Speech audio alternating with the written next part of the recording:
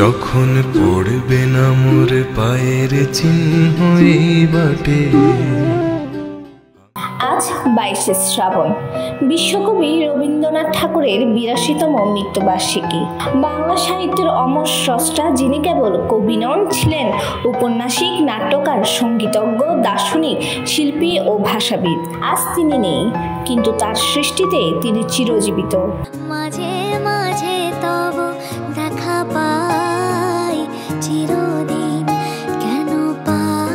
বাংলা 1348 সালের 22শে শ্রাবণ কলকাতার পৈতৃক বাসভবনে শেষ নিঃশ্বাস ত্যাগ করেন কবিগুরু। জন্মেছিলেন 1268 বঙ্গাব্দের 25শে বৈশাখ জোড়াসাঁকোর ঠাকুর বাড়িতে। মাত্র 8 বছর বয়সেই কবিতা লেখা শুরু করেছিলেন তিনি। 1913 সালে গীতাঞ্জলির ইংরেজি অনুবাদের জন্য সাহিত্যে নোবেল পুরস্কারেও ভূষিত হন, যা ছিল এশিয়ার প্রথম নোবেল জয়। রবীন্দ্রনাথ ঠাকুর শুধু গান লেখেননি, সুরারোপ করেছেন নিজ হাতে। আমার সোনার বাংলা আজ আমাদের জাতীয় সঙ্গীত। ভারতের জাতীয় সঙ্গীতও তারই সৃষ্টি।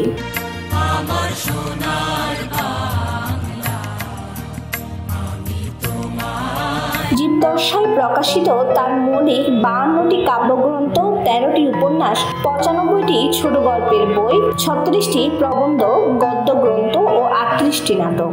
1939 সালের আগ পর্যন্ত তিনি আঁকেন 2500-এরও বেশি চিত্রকর্ম, যার অনেকগুলো এখনো শান্তিনিকেতনের রবীন্দ্র ভবনে সংরক্ষিত।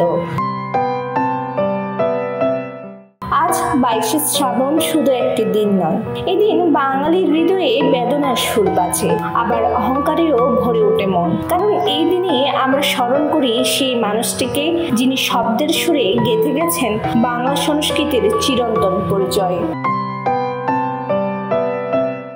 ডেস্ক রিপোর্ট, একান্ত টিভি, চট্টগ্রাম।